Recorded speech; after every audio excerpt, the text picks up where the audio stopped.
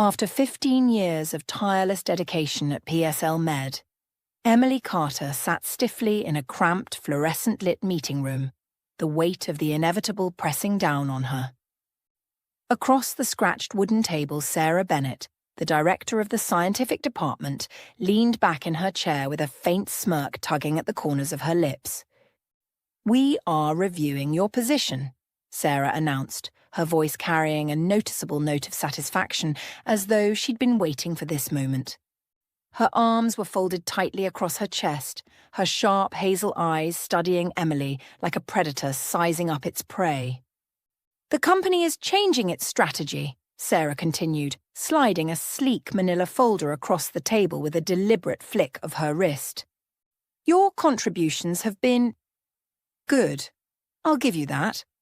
But we're merging the research department with applied development, streamlining operations, you know how it goes. Your position, well, it's likely going to be dissolved." Emily's fingers brushed the folder as she accepted it, her expression unreadable. She didn't bother flipping it open. She'd seen enough severance packets in her time to know what awaited her inside. Probably the standard fare.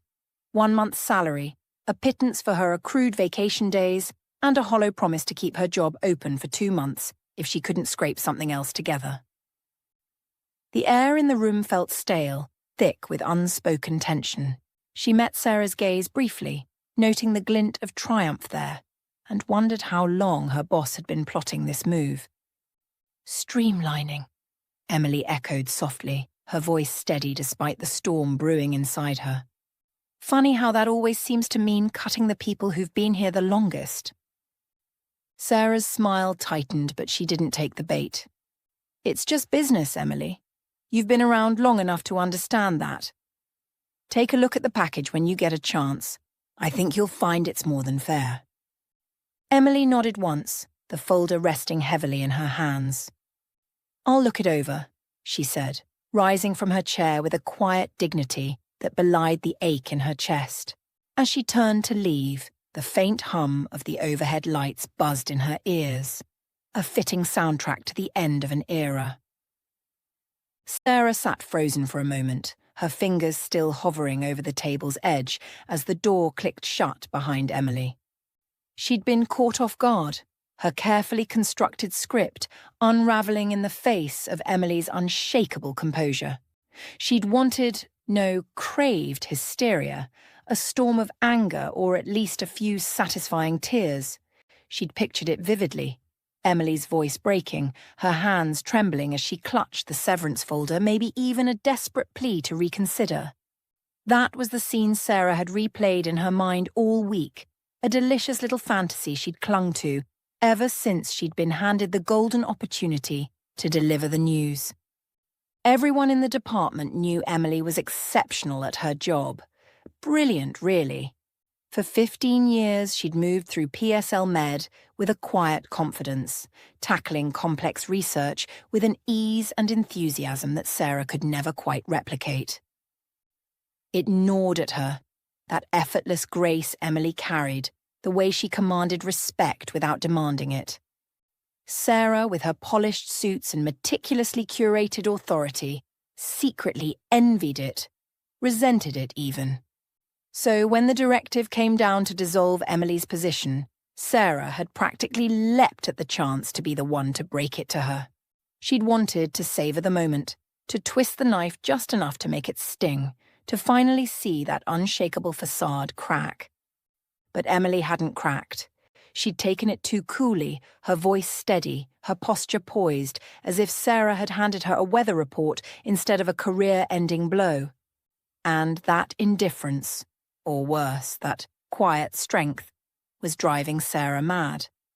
Emily was 55, and the writing had been on the wall for years. An industry obsessed with flexibility, manageability, and kissing up to investors had little use for someone whose value lay in hard-earned experience. She'd seen the signs, the sidelong glances at meetings, the younger hires leapfrogging into roles she'd once trained them for, the subtle shift in priorities that favoured flash over substance. She'd braced herself for the end, but she hadn't expected it to come with such brazen disregard, delivered by Sarah's gleeful hand like a trophy kill. An hour after the meeting, Emily stood in the lab, her sanctuary of glass and steel surrounded by the hum of equipment and the faint scent of antiseptic. She was sorting through a stack of notes when Sarah appeared in the doorway, leaning casually against the frame, her arms crossed and a glint of smugness in her eyes. Emboldened by Emily's earlier composure, perhaps mistaking it for weakness, Sarah's voice cut through the quiet. "You need to vacate the lab by Friday," she said, her tone clipped and authoritative. "Your badge, equipment, and corporate tablet, all of it has to be returned before you go. The team will be informed this evening, so you might want to get ahead of that." Emily didn't look up right away. Her fingers lingered on a clipboard, tracing the edge of a graph that mapped ND27's latest trial results. Her team, 6 brilliant scientists she'd handpicked and nurtured over the years, had poured their souls into that molecule. Together they'd built it from scratch, a revolutionary treatment for the early stages of neurodegenerative diseases, now teetering on the brink of FDA approval. ND27 wasn't just a project, it was a legacy, a lifeline for millions, and, oh how convenient, a potential billion-dollar windfall for PSL Med. The irony wasn't lost on her. They were kicking out the architect just as the house was finished.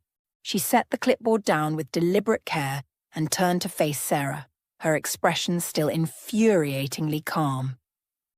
"Friday," she repeated, her voice low but steady. "And the team, my team, gets the news tonight. That's what. A few hours to process losing their leader before you swoop in with the corporate pep talk." Sarah's lips twitched, a flicker of irritation breaking through her poised exterior. "It's procedure, Emily. You know how this works. They'll adapt. They're young, resilient." "Resilient," Emily cut in, a faint wry smile tugging at her mouth. "Funny, I thought that's what I'd been for 15 years. Guess it only counts when you're under 40. She stepped closer to the workbench, her fingers brushing the edge of a centrifuge they'd nicknamed Old Faithful after it survived a lab flood. "ND27's in its final trials, Sarah. You're really going to let me walk out that door with it this close to the finish line?" Sarah straightened, her confidence wavering for a split second before she masked it with a shrug. "The team can handle it. You trained them well, credit where it's due. But the company's moving forward and you're not part of that vision anymore." Emily held her gaze, the air between them crackling with unspoken history. "Vision," she echoed softly, almost to herself. "Right." She turned back to the lab, her eyes sweeping over the space that had been her second home, the late nights, the breakthroughs, the quiet victories. "I'll be out by Friday," she said finally, her voice firm. "But you might want to pray that team's as good as you think they are without me." With that, she picked up a stack of files and walked past Sarah, leaving the director standing alone in the doorway, the triumph she'd chased feeling oddly hollow. Emily strode down the corridor, her footsteps muffled by the sleek industrial carpet, the folder still tucked under her arm like a shield. As she passed the glass-walled meeting room, her gaze flicked sideways, catching the scene unfolding within. James Harrison, the CEO, stood at the head of the table, his broad shoulders squared as he jabbed a finger at a brightly coloured projection slide. His voice, though muted through the glass, carried the same bombastic energy she'd come to expect, gesturing wildly, his face flushed with excitement as he touted numbers that promised a golden future. Projected revenues, no doubt tied to ND27, the molecules she'd bled for, the one now poised to line PSL Med's pockets with billions. Her steps slowed for a fraction of a second, a bitter memory surfacing. Just over a year ago, at the annual medical congress in Chicago, James had taken the stage under blazing lights, his tailored suit gleaming as he unveiled ND27 to a rapt audience of industry giants. A key breakthrough for PSL Med, he'd called it, his voice booming with pride as he clicked through slides of data, her team had painstakingly compiled. The room had erupted in applause, and Emily, seated in the crowd, had waited for the nod, the acknowledgement of the woman who'd led the charge. It never came. Not once had her name crossed his lips. Instead, he'd basked in the spotlight, shaking hands and accepting congratulations as if he'd conjured the molecule himself. Now, watching him through the glass, she felt a familiar twist in her gut. Not anger, not anymore, but a quiet, simmering resolve. She could almost hear his voice now, pitching the same narrative. ND27, our crown jewel, our ticket to the top. No mention of the late nights she'd spent calibrating dosages, the countless revisions to the trial protocols, the way she'd fought tooth and nail to keep the project alive when funding wavered. Just James waving his arms like a conductor, claiming the symphony she'd composed. Back in her office, Emily closed the door behind her, the soft click echoing in the small, familiar space. She set the severance folder on her desk, its edges worn from her grip, and sank into her chair. For a moment, she simply stared at the cluttered shelves, books on neurodegeneration, framed awards, a faded photo of her team from ND27's first successful trial run. Then, with a steadying breath, she pulled her phone from her pocket and opened a message thread she'd hoped she'd never need to use. Her fingers hovered over the screen before typing a concise, resolute note. Friday is my last day. The reply pinged back almost instantly, the screen lighting up with a burst of enthusiasm. Wow, but perfect timing. Dinner tonight to discuss details. Emily's lips curved into a smirk, a flicker of something defiant sparking in her chest. She glanced at the calendar pinned to the wall. Wednesday. 2 days from now, she'd walk out of PSL Med for the last time, leaving behind the lab, the team, and the betrayal disguised as progress. And come Monday, a new chapter would unfurl, one she'd been quietly preparing for, even if she hadn't wanted to admit it. She leaned back in her chair, the smirk softening into a faint, determined smile. Let's see how they like this plot twist, she murmured to herself, already mentally drafting the next steps. Dinner tonight would be more than a meal. It'd be the first move in a game PSL Med didn't even know she was playing. That evening, Emily stepped into the dimly lit ambience of the Orient restaurant, the air thick with the mingled scents of soy sauce and sizzling ginger. She spotted Michael Evans already seated at a corner table, his lanky frame slouched casually in a chair, a glass of red wine in hand. The CEO of Green Pharma, PSL Med's fiercest rival, looked up as she approached, his sharp blue eyes glinting with a mix of amusement and curiosity. He was still the same Michael she remembered from years past, wiry, quick-witted, with a mop of salt and pepper hair that made him look perpetually dishevelled, yet somehow commanding. Emily Carter, as I live and breathe, he said, rising to greet her with a lopsided grin. I'd say it's a surprise, but I've been half expecting you to jump ship ever since PSL started treating you like yesterday's news. He gestured to the seat across from him, and she slid into it, smoothing her coat as the waiter poured her a glass of water. Let's not get ahead of ourselves, Emily replied, her tone dry but laced with a hint of a smile. I didn't jump. They pushed. Michael chuckled, swirling his wine. Semantics. Either way, their loss is my gain. He leaned forward, his voice dropping into a mock conspiratorial whisper. How does it feel to be dining with the enemy? I seem to recall you tearing into me at that Boston conference. What was it, 3 years ago? Defending PSL like it was your personal kingdom. Emily arched an eyebrow, sipping her water to buy a moment before responding. 4 years ago. And I wasn't defending PSL. I was defending my work. You were the one claiming our approach to protein folding was recklessly optimistic. Guilty as charged, Michael said, raising his hands in surrender before breaking into a grin. But I was right about one thing. You're too good for them. Always were. PSL's been coasting on your brilliance while Harrison peacocks around like he invented the periodic table.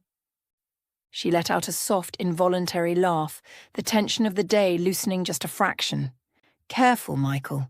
Flattery might get you somewhere tonight. Oh, I'm counting on it, he shot back, his sarcasm as sharp as ever. He reached into his briefcase and slid a slim folder across the table, her name typed neatly on the cover. Here's the offer. Lead scientist, full control of your own team, and a stake in whatever we build. ND27 might be PSL's baby, but I want you to birth something bigger with us. What do you say? Emily's fingers brushed the folder, her mind already racing through the possibilities. She met his gaze, steady and unflinching. I say we order first, then you tell me how much rope you're giving me to hang you with when I outshine your wildest expectations. Michael laughed, loud enough to turn a few heads at nearby tables. That's the Emily I remember. Deal. He flagged down the waiter, and as the evening unfolded, the Orient's warm glows seemed to mirror the spark of something new taking root, something PSL Med would come to regret letting slip away. As the waiter set down plates of steaming dumplings and fragrant stir-fry, Emily's thoughts drifted back to how she'd once seen Michael Evans. The media, and the whispers that swirled around, had painted him as a ruthless capitalist, a shark in a suit who'd bulldoze ethics and people alike if it meant a fatter bottom line for green Pharma. She'd bought into it too, back when she was still PSL Med's loyal soldier, viewing him as the embodiment of everything her company claimed to stand against. That image had held firm until a delayed flight 3 years ago stranded them both in a crowded airport lounge, a chance encounter that peeled back the rumors to reveal the man beneath. Over the years, their exchanges had grown sporadic but steady. Once, over drinks at a hotel bar, she'd tossed out a half-serious jest. I'd probably never leave PSL Med, not the type to ditch the company that pays my bills and keeps my team fed. But if they ever fire me, you'll be my first call. He'd laughed, clinking his glass against hers. I'll hold you to that, Carter. Green Pharma's always got a seat for you. It had been a joke in every sense. Light-hearted, absurd, a throwaway line neither of them thought would stick. Now, sitting across from him at the Orient, that punchline had landed with uncanny precision. She watched as he speared a dumpling with his chopsticks, his eyes glinting with the same mischief she'd glimpsed in that airport lounge. So, he said, popping the dumpling into his mouth and chewing thoughtfully, turns out you're a woman of your word. I should have bet money on PSL screwing you over eventually. Emily smirked, twirling her chopsticks between her fingers. And I should have known you'd have a contract ready before I even hung up the phone. What's this? Your secret plan B stash for washed-up scientists? Hardly, he shot back, leaning forward with a grin. This is my plan A for poaching the best when PSL's too dumb to keep them. You're not washed up, Emily. You're a damn goldmine, and they just handed you to me on a platter. He tapped the folder between them. Sign that, and we'll make them regret it. Starting Monday. For Emily, the sting of being fired wasn't the real wound. It was a symptom, not the disease. The true rot had set in years ago, carried on the polished shoulders of James Harrison when he swaggered into the CEO's office a decade back. At first, she'd chalked up the shifts at PSL Med to growing pains. A new leader, a new vision. But that illusion shattered with her first major breakthrough after his arrival. A novel treatment for chronic inflammation that had earned her quiet accolades from the scientific community. She'd expected support, maybe even pride from the top. Instead, she got her first real glimpse of James. An egomaniac with a narcissist's fragile core, cloaked in charisma and a tailored suit. It baffled her at first how someone so outwardly confident could unravel at the mere mention of her name in a trade journal or a conference Q&A. But the more she observed him, the clearer it became. James wasn't just basking in the company's successes, he was hoarding them, feeding an insecurity that flared every time Emily's work drew praise he couldn't claim. She'd pieced it together over late nights in the lab, watching him twist meetings into one-man shows, his voice booming over hers, his eyes narrowing whenever she spoke. He didn't just want credit. He needed it, like oxygen. And her competence was a threat he couldn't tolerate.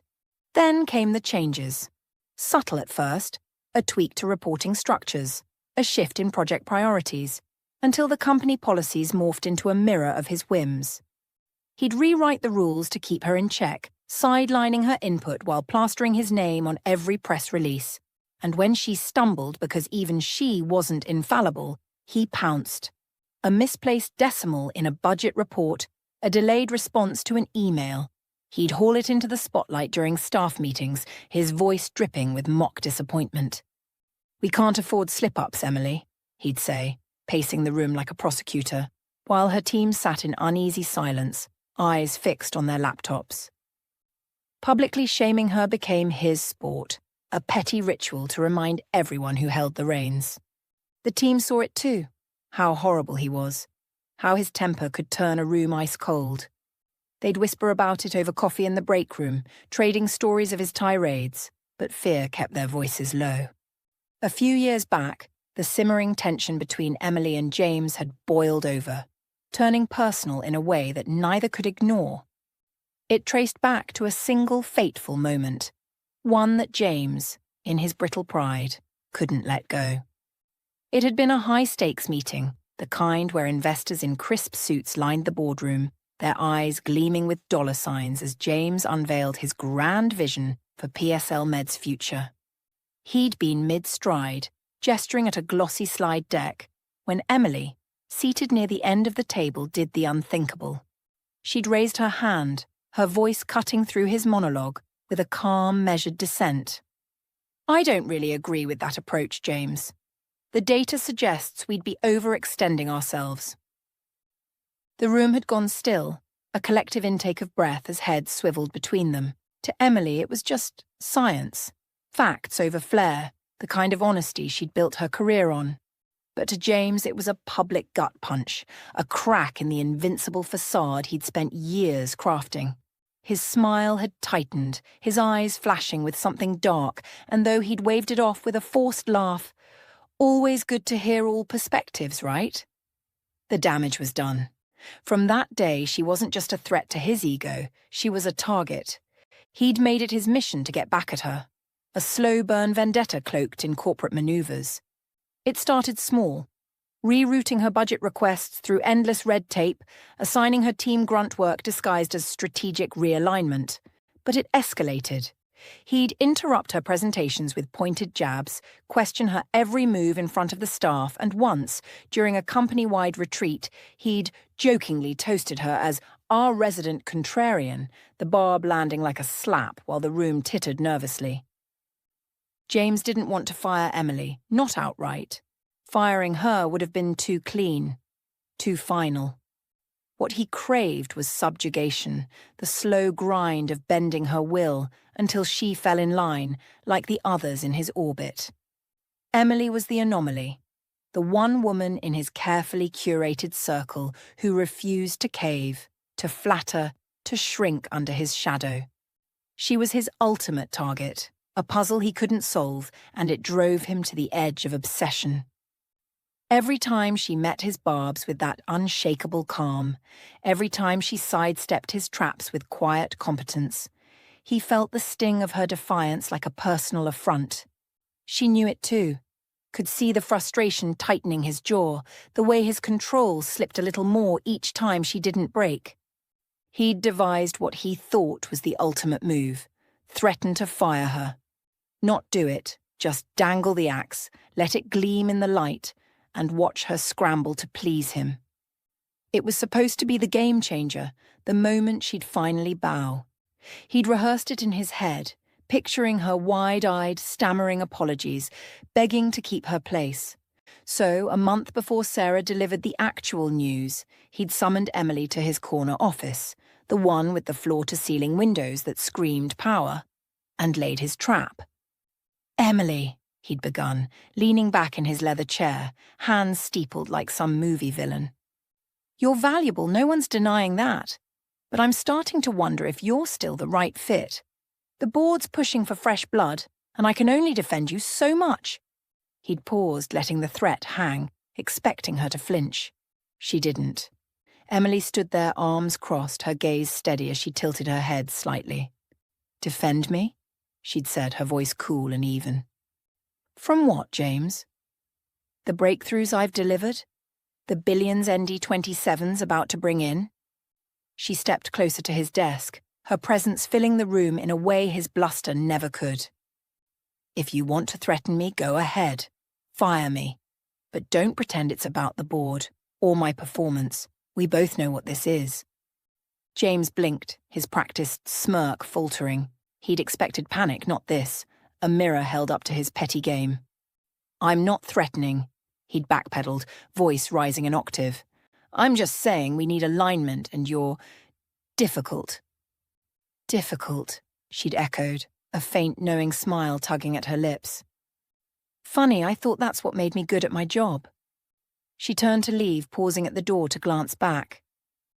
Let me know if you decide to pull the trigger, James. I'll be in the lab, working.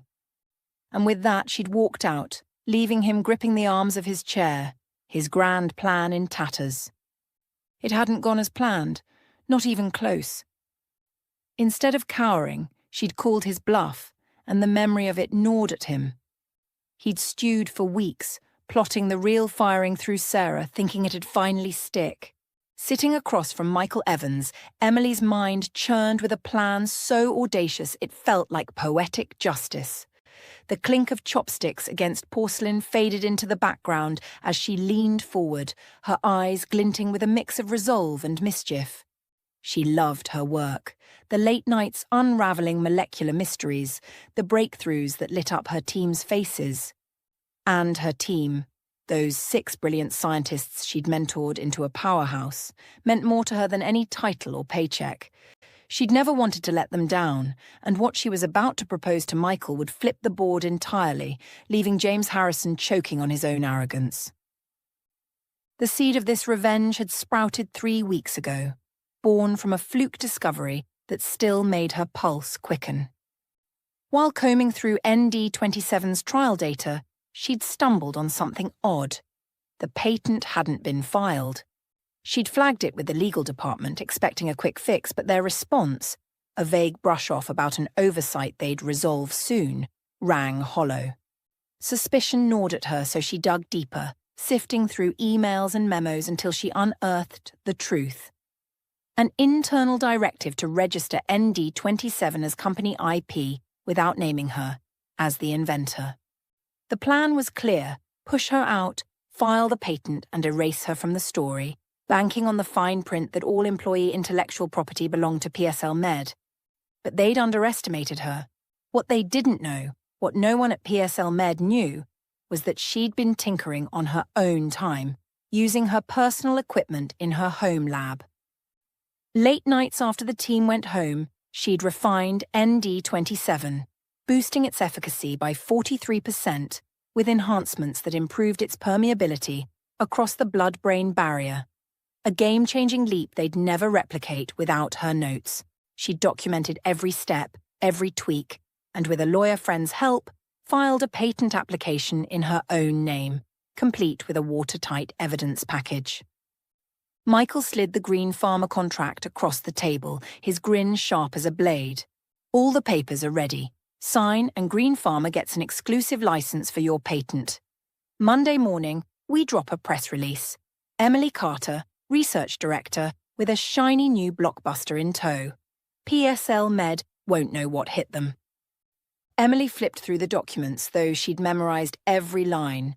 A 7-figure signing bonus, a hefty stock package, lifetime royalties on any product tied to her formula. She traced a finger along the terms, her mind already painting the fallout. James's face when he realized ND27's golden goose had flown, tethered to her name and Green Pharma's banner. She looked up at Michael, her voice steady but electric with intent. This isn't just about me. I want my team. All 6 of them. They built ND27 with me. They deserve to see it through. Michael raised an eyebrow, then laughed, a low, appreciative sound. Twist my arm, why don't you? Fine. We'll poach the whole lot. Offer them deals they can't refuse. Harrison's going to lose his mind when his lab empties out overnight. Good, she said, picking up the pen and signing with a flourish. Let him. He wanted to play king. I'm taking the crown. She slid the papers back, the weight of the day lifting into something triumphant. She'd secured her future, safeguarded her team, and locked down the rights to her life's work. Michael lifted his glass, the wine catching the Orient's soft light. "To new beginnings," he said, his voice warm with victory. Emily met his gaze, her own glass rising to tap his with a delicate clink. "To the recognition of one's own worth," she added, her tone carrying the weight of years reclaimed. The faint smile on her lips was both a promise and a reckoning.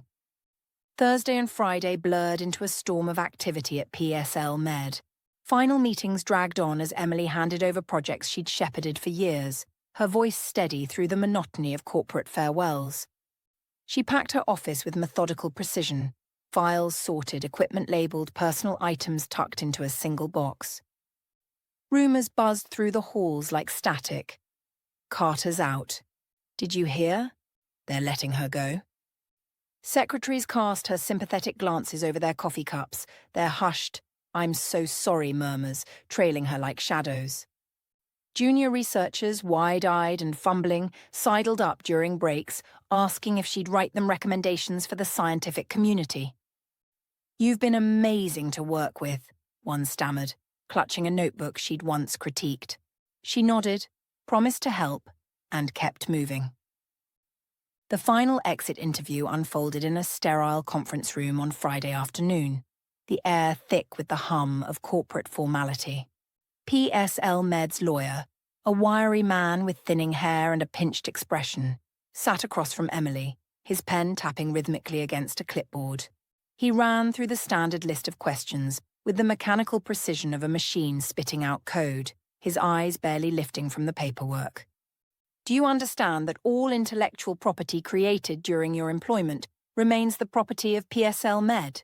he asked, sliding a non-disclosure agreement across the table with a practiced flick of his wrist.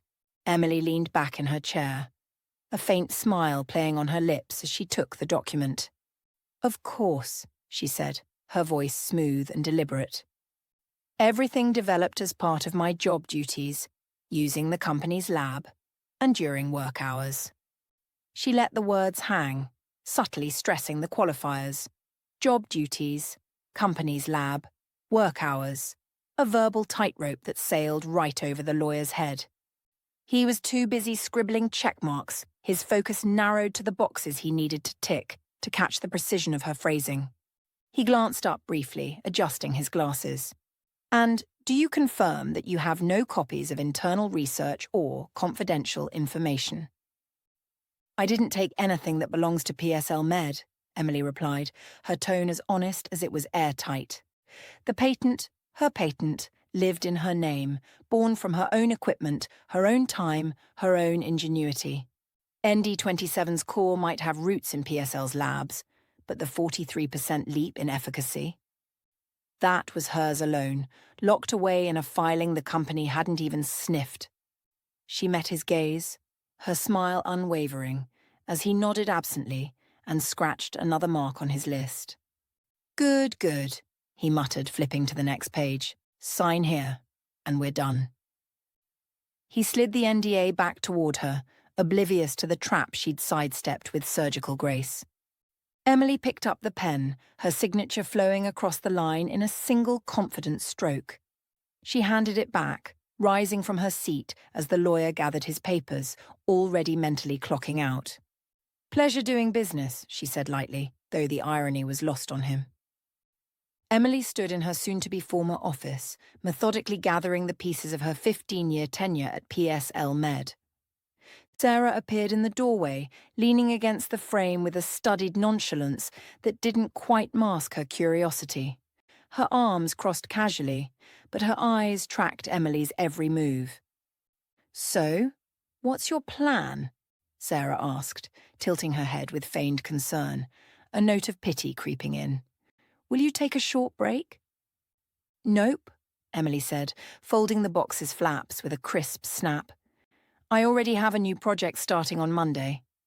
She caught the jolt of surprise in Sarah's eyes, a quick widening before it vanished behind a mask of polite interest. "Oh, something interesting," Sarah pressed, her casual tone now edged with a faint strain. Emily's lips curved into a smile, small, knowing, and sharp enough to cut. Very interesting. A leadership position. Looking forward to it. Sarah blinked, then nodded quickly, her mind already pivoting elsewhere. Well, good luck, she muttered, her voice flat as she retreated into her own thoughts, dismissing Emily as a loose end tied off. She turned and slipped away, heels clicking down the hall, oblivious to the storm brewing just beyond her sight. Emily stepped out of PSL Med's gleaming glass fortress for the final time. Her badge and work tablets surrendered in a crisp exchange at the security desk. She paused on the sidewalk, the weight of the cardboard box under her arm grounding her as she glanced back at the towering building. 15 years of her life, countless late nights, breakthroughs, battles, etched into its sterile walls.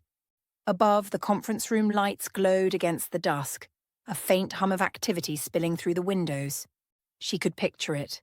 James and his inner circle hunched over tables, already plotting how to carve up her research, parceling it out to younger, less seasoned chemists, pliable pawns eager to nod at his every word. A faint smirk tugged at her lips. They had no idea that in 3 days, that same room would host a frantic emergency meeting, their smug plans crumbling into chaos.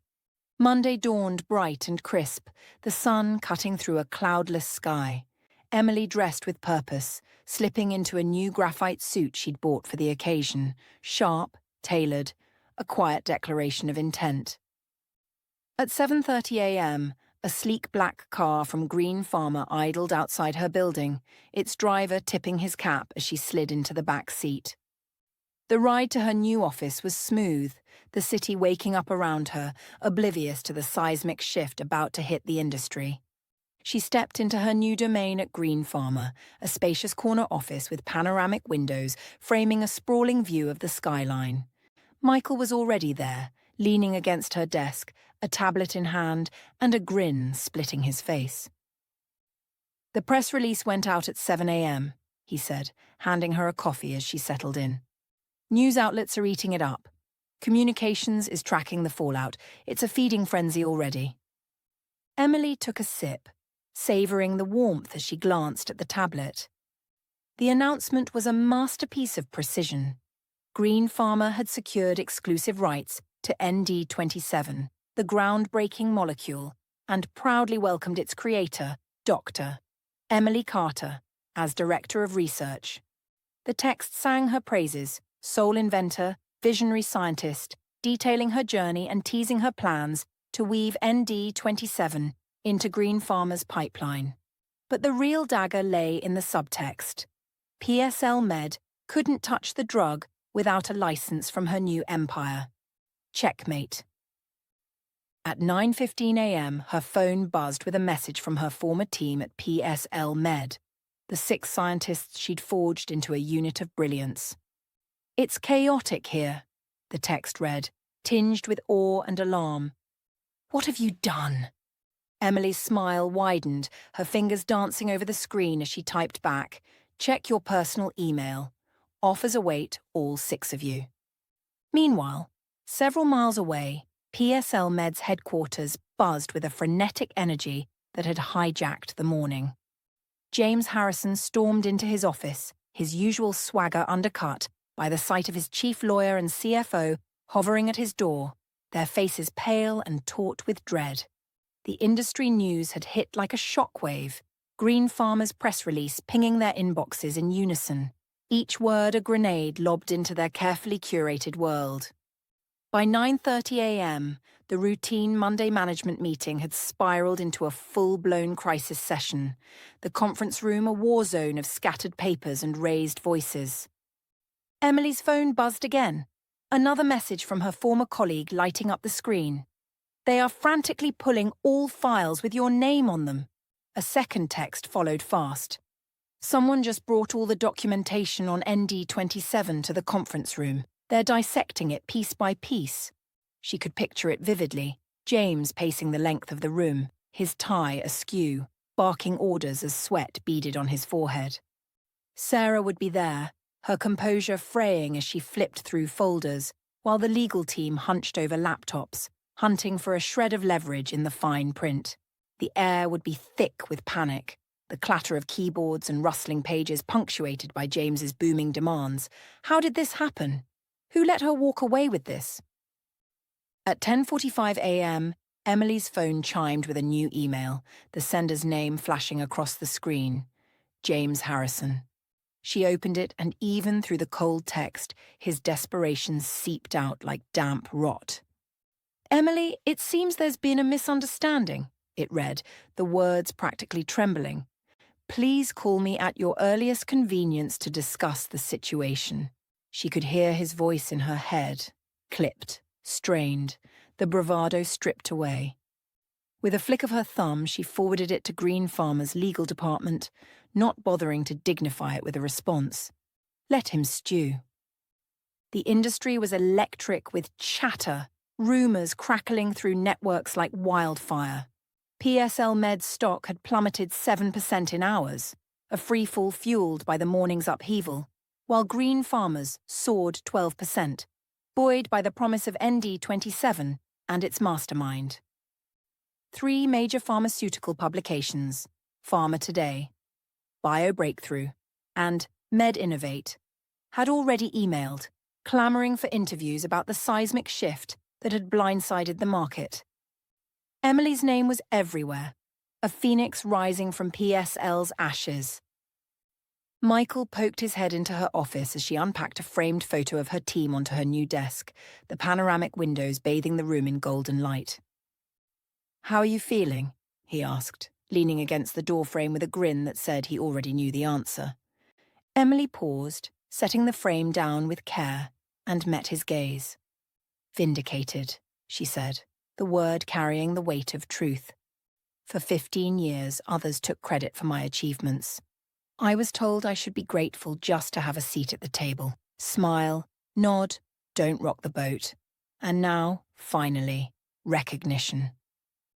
Her voice was steady, but the fire in it was unmistakable. Before Michael could reply, her new assistant, a brisk young woman named Lena, appeared at the door, clipboard in hand.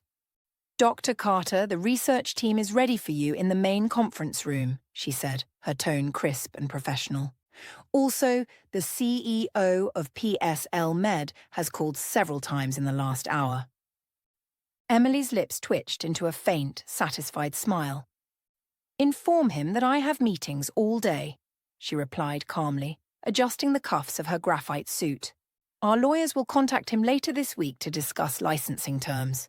Lena nodded, jotting a note, and vanished as quickly as she'd come. Emily strode toward the main conference room at Green Pharma, her new role settling over her like a perfectly fitted coat. Her phone buzzed in her pocket, and she glanced at the screen. A message from one of her former PSL Med team members. "The board of directors has called an emergency meeting. James is about to explode. P.S. Our team is accepting your offer. When do we start?" A grin flickered across her face as she typed back, "Welcome aboard. Monday, 8 a.m., sharp." She slipped the phone away, the hum of triumph fueling her steps. Her crew, her 6 brilliant scientists, was coming with her, and James's empire was cracking at the seams. Emily settled into her new role at Green Pharma with an ease that surprised even her, the transition as seamless as slipping into a well-worn glove. The respect here was palpable, a stark, refreshing contrast to the sidelong glances and veiled digs she'd endured at PSL Med. People listened when she spoke, their nods genuine, their questions sharp and engaged. No one swooped in to claim her research as their own. No one muttered about new generations of scientists as if her experience were a dusty relic. At Green Pharma, her age and expertise were currency, not liabilities, and it fueled her every move. By Wednesday, the crisis's shockwaves were reverberating across the industry. 2 major medical holdings reached out to Green Pharma, hinting at cutting ties with PSL Med. ND27's absence was a gaping wound they couldn't ignore. Green Pharma's stock climbed another 8%, a rocket fueled by Emily's coup, while PSL Med's continued its nosedive, shedding value with every passing hour. Then her phone rang, the caller ID flashing a familiar name. Grace from HR, the same woman who'd handed Emily her severance packet with a tight-lipped smile just days ago. Emily answered, her tone cool and composed. "Grace, what can I do for you?" "Emily," Grace began, her voice cautious, clinging to a thin thread of professionalism. "I'm calling to discuss the patent situation. We believe there might have been a misunderstanding regarding ownership rights." Emily's lips curved slightly, though her eyes stayed sharp. "I don't think there's any misunderstanding. My employment contract is clear. Anything I developed on my own time, with my own resources, belongs to me. The patent documentation backs that up. Every page of it." A beat of silence, then Grace pressed on, tentative but persistent. "James hoped you might discuss possible options." "All negotiations go through Green Pharma's legal department now," Emily said firmly, her words a steel wall. "I'm sure they'll be happy to arrange a meeting to discuss licensing terms." The line went quiet, Grace's breath catching on the other end. Finally she exhaled, a soft, resigned sound. "I'll pass this along," she said, her courtesy clipped as she hung up. That afternoon, Emily stood at the head of Green Pharma's boardroom, delivering her first official presentation as research director. The polished wood table gleamed under the lights, and the board of directors, sharp-eyed men and women in crisp suits, watched her intently. She outlined the company's research strategy, ND27 at its core, her voice steady and commanding as slides clicked by. No longer relegated to the shadows as she'd been at PSL Med, she owned the podium, her presence filling the room. She caught approving nods, a few murmurs of agreement, and even a smile from the chairman. This was her stage now, and she played it masterfully. Daniel joined Emily for a video call that afternoon, his screen flickering from his half-packed office at PSL Med. "They're scrambling to cobble together a new research team," he said, adjusting his glasses with a wry grin. "Trying to bypass your formula and its patent. James is out there claiming they can whip up an alternative drug in 18 months. Emily laughed, a short, sharp sound that echoed her disbelief. 18 months? The original took me 3 years, with a full grasp of the pharmacokinetics and biochemistry. He's delusional." "Exactly," Daniel said, nodding. "No one's buying it, especially after our team dropped our resignations like a synchronized bomb. The knowledge drain's catastrophic. They've got nothing left to stand on." Later that day, PSL Med's legal team finally reached out to Green Pharma, their tone clipped and reluctant, requesting a discussion on licensing terms. Green Pharma's lawyers, armed with a strategy Emily and Michael had honed, fired back with a proposal as calculated as it was brutal. A licensing fee triple the industry standard, plus a public statement acknowledging Emily as ND27's sole creator. Michael chuckled when they reviewed it in his office, leaning back in his chair. PSL Med would rather torch the deal than admit they fired the brains behind their golden goose. "Then they'll have to build from scratch," Emily said with a shrug, her voice cool and unyielding. "And every day they waste chasing my shadow, our lead grows wider." Come Monday morning, 10 days after she'd walked out of PSL Med, Emily sat at the head of Green Pharma's main conference room, her newly assembled research team arrayed around the table. Daniel and the 5 other scientists from PSL Med filled the seats, their faces alight with enthusiasm as they dove into plans for ND27's next generation. The air crackled with ideas, the whiteboard filling with diagrams and timelines, a palpable sense of purpose binding them together. This was her vision, her people, her future unfolding in real time. As the meeting wrapped, Lena, her assistant, slipped into the room, her expression urgent. "Something important happened," she said, clutching her tablet. "The PSL Med board just announced an emergency leadership change. James Harrison is stepping down, effective immediately." The news hit like a thunderclap, rippling through the room before spilling into the wider world. Within hours, major business outlets, Forbes, Bloomberg, The Wall Street Journal, blared the update. The PSL Med board had lost faith in James after his failure to secure ND27, a blunder that tanked their stock and their credibility. Sarah Bennett and the head of the legal department, the architects of the patent fiasco, were out too, swept away in the purge. Later that evening, Emily's inbox pinged with an unexpected email from Thomas Brooks, the newly minted interim CEO of PSL Med. Unlike James's frantic, flailing plea, this message was a study in brevity and respect. Dr. Carter, congratulations on your new position. I've been brought in to steer PSL Med through this storm. I'd like to discuss fair licensing terms for your formula. We're prepared to officially acknowledge your contribution and address the fallout from prior leadership. Are you available to meet next week? Emily forwarded it to Michael with a succinct note. Phase 1 complete. His reply shot back instantly. Excellent work. The board sees this as your first big win for Green Pharma. Looks like PSL Med's finally grasping the price of underestimating innovation and its creators. 3 months later, Emily stood on the stage at the National Medical Congress, poised to deliver the keynote address. The auditorium buzzed with a who's who of the pharmaceutical world, industry titans, investors, journalists, and wide-eyed young scientists, all there to hear her. The host's voice boomed through the speakers, and now I'm delighted to introduce our keynote speaker, Dr. Emily Carter, Director of Research at Green Pharma and creator of the revolutionary molecule ND27, set to redefine the neuromediator market. Applause swelled as she stepped forward, the spotlight warm on her face. She paused at the podium, her gaze sweeping the crowd. A year ago, she'd been in this very hall, tucked in the back rows with the PSL Med delegation, listening as James crowed about breakthroughs she'd built, her name conspicuously absent. Now, the room was hers. Thank you, she began, her voice clear and resonant. Today, I want to talk about medical innovation, the protection of intellectual property, and why we must truly value the contributions of scientists, no matter their rank. Her presentation wove through ND27's journey, but she didn't linger on technicalities. Instead, she turned the lens outward, addressing a deeper rot in the industry. Without naming PSL Med, she drove her point home. Companies must champion their innovators, not discard them like interchangeable parts. The audience leaned in, some nodding, others scribbling notes.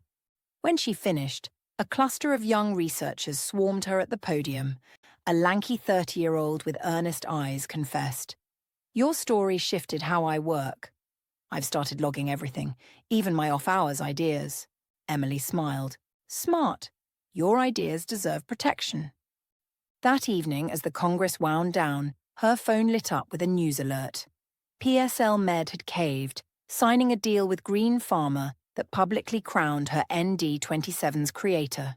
Their stock had stabilized, but their valuation lingered far below its pre-crisis peak, a shadow of its former self.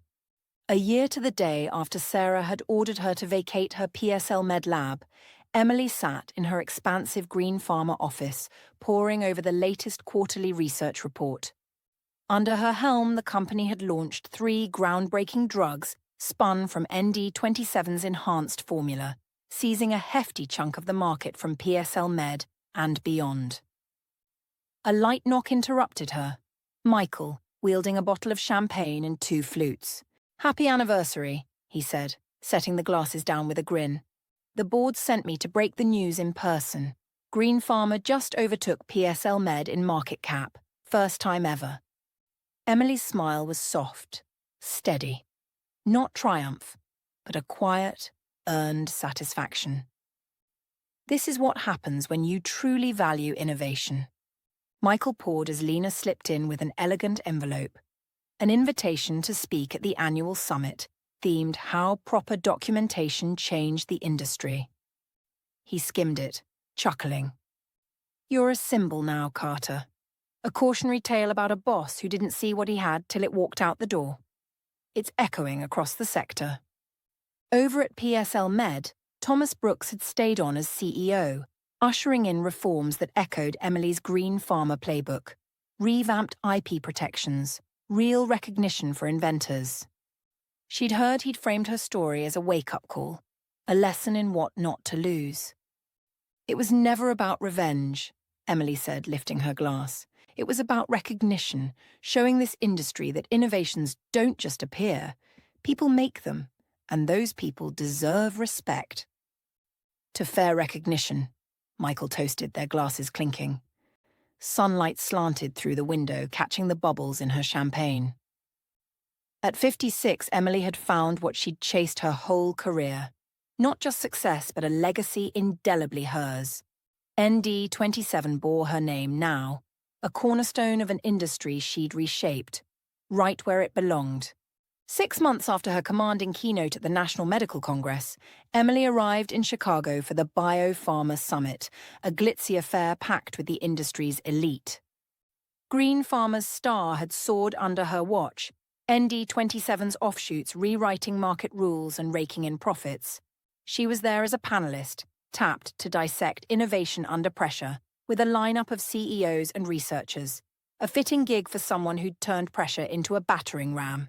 Clad in a sleek graphite blazer, portfolio in hand, she navigated the hotel's bustling marble lobby, aiming for a quick coffee before the session.